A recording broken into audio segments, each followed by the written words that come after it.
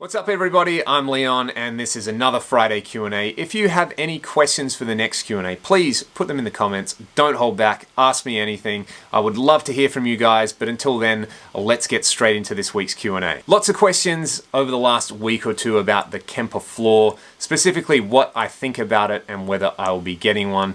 It always seems to devolve into some kind of like partisan debate between like Fractal and Kemper and Line 6, and I've stated many times before, I think these are all fantastic units, and if you have a preference either way, good for you. Lean into that preference, and I think if you're a fan of the whole Kemper profiler thing, then this floor unit looks like a fantastic product. Ticks a lot of the boxes that people have been asking for. Personally, it's not a unit that I need. I've got my FM3 that I use for recording and for bigger gigs, as well as all my demo videos, and I have an AX8 that I use for my acoustic gigs and fly gigs. Personally, I'm really looking forward to the Fractal FM3 coming out because it is a smaller form factor than my AX8, and I can certainly get away with fewer foot switches for what I need to do. If you don't believe me, you can check out the video that I released yesterday about like a virtual FM3 where I was using my Axe-Fx to kind of emulate, you know, the form factor of what an FM3 could do. So go and check that out. But I think if you're a Kemper fan, the floor unit looks like a dead set winner, and I think Kemper are going to sell a lot of those units. Speaking of the FM3, I reckon I get a question every day which is like, when's the FM3 coming out? When's the FM3 coming out? When's the FM3 coming out?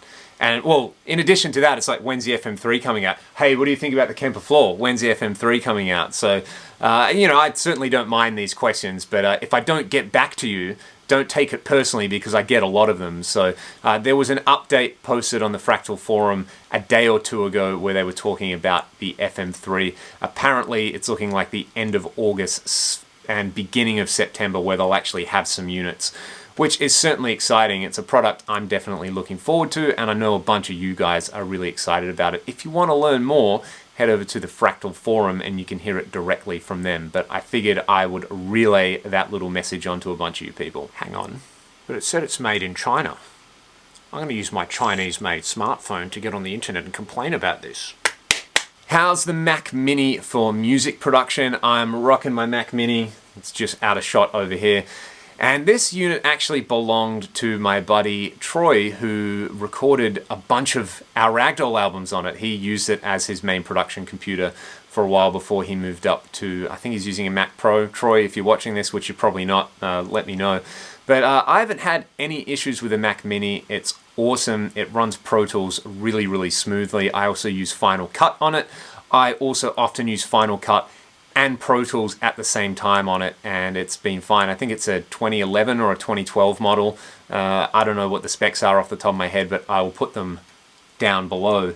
And for what I do, it's fantastic. You know, it's nice and small. If I need to travel with it, it is a nice small form factor. I don't have a laptop, and there are some things I've got coming up later in the year where I will need a computer, but I'm just going to take that and my interface with me, and that will do the job very nicely. So I think the Mac Mini is, out of the whole Apple line, you know, whether you love Apple or whether you have a beef to pick with them, whatever, I think the Mac Mini is a really great product, and it's probably my favorite product in the whole Apple product line. What are some of my favorite tunings, and why do I use Drop C so much? If you caught my video earlier in the week about alternate tunings, you can see some of my favorite tunings there. If you didn't, go and check that video out because I think there's some stuff that you'll really enjoy, either if you're into alternate tunings and you want a few new ones that you may not have tried, or if you've never tried playing around with them, hopefully that video gives you an idea of what you can do with alternate tunings. However, the reason I use Drop C so much is because my band, Ragdoll, who I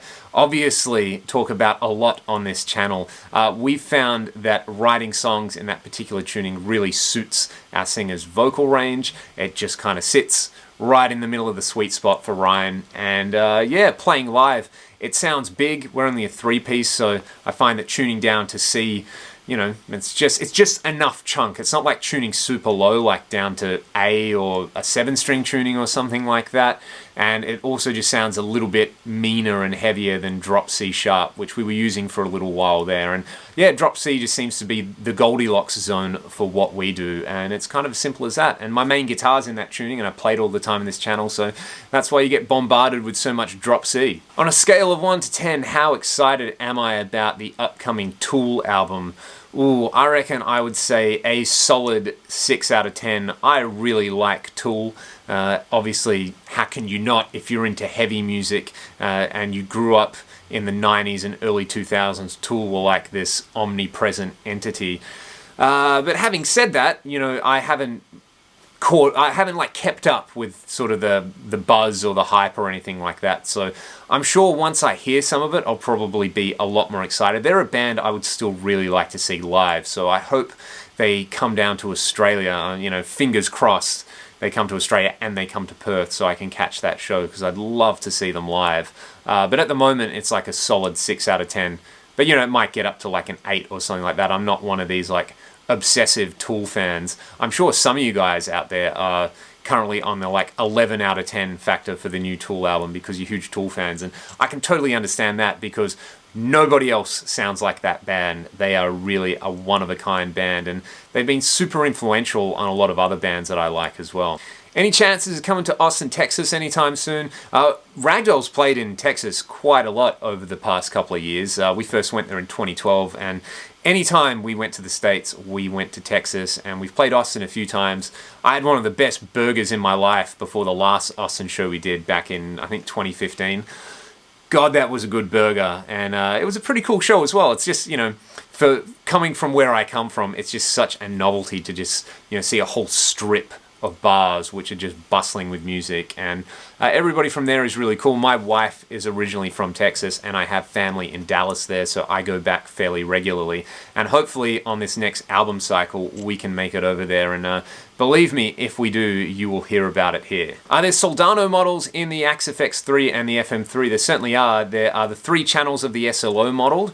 Furthermore, there are the 3 channels of the X88 preamp, the rack, as well as the X99 modeled. And there are a couple of other amps in there which to me sound Soldano-ish, like the Cornford MK50. And some of the FAS models kind of have a little bit of a Soldano vibe going on there. I did a 5-minute tones video about a week ago with the SLO, which you can check out. And I mean, because it's been 2 weeks since I did a Q&A, a bunch of these questions I've actually sort of like incorporated into videos over the week, which is why I'm saying, go watch my video, go watch my video, go watch my video. So yeah, you can go and check that out. I think the Soldano models sound amazing. They sound really close to my real amp, which is always a good thing. Something I never cease to be amazed by as well is anytime someone weighs in on the comments on a video where I may not have been sort of like glowingly positive about something, like say the Gibson video I did recently, and they leave a comment along the lines of, oh, you just hate this because you could never afford one, go and get a job, you loser, or something like that, or what's with the purple hat, you look like someone I would beat the crap out of. They're clearly just not watching or listening to the video. They're like literally just kind of dunking in and getting out. So what would you call that? Like trollish behavior, ignorant behavior? I don't know. Most of you guys are like pretty good and pretty positive, and I try to be pretty positive on this channel as well. You know, I'm all about the good vibes. If there's a piece of gear which is a piece of crap, I just simply won't give it the airtime. But sometimes there are these companies or these brands who do stuff that is just so blatantly stupid that I disagree with it so hard that I can't not do something about it, because one of the things I like so much about this format is the way it can stoke discussion. But you know, if you're not going to contribute to the discussion in a positive way, or you just, you know, you've got this like canned response like, oh wow, how original, you just hate it because you can't afford it, while I'm sitting in a room where I have like 5 or 6 authentic Gibson guitars in the room, you know, you just make yourself look like an idiot, you know, like you're literally just being a dick, and everybody else can see that you're being a dick. And you know, anytime you click on one of these channels, it's always one of these things with the like generic, the generic icon and no content, and you can see the videos they've liked are just, yeah, you know, I genuinely get a bunch of amusement out of it. So thank you guys for that. because you know, tough guys on the internet just kind of come with the territory. So yeah, that's what I think about trolls. Don't feed them too much, but also you can kind of cultivate them and you can make content out of them, like this little segment. Alrighty, that is the Q&A for another week. Thank you guys so much for watching. Again, if there are any comments or suggestions or questions, put them in the comment section here. I do have one question for you guys if you have watched this far. I've been doing some teaching through a company called Musicon over here, which basically allows me to do online teaching from the comfort of my home and the comfort of your home. How many of you guys would be interested in something like a masterclass with maybe 4 to 6 other people so you can all get a discounted rate, and it would be diving into, you know, a particular topic? It might be sweep picking, it might be chord theory, it might be songwriting skills, it might be guitar tones, or kind of whatever you want. If you're interested in that, you can find the Musicon link in the video description, and you can send them an email and just put like Leon Todd as the topic, and they can get some numbers and sort of put the feelers out, and maybe we can do this masterclass thing, because that's something I would love to do. YouTube's a great format for some things and a not so great format for other things. So if that interests you, let me know in the comments or follow the link in the video description. Until next time, you guys have been awesome. Thanks so much for all your questions and comments. I'll see you next time.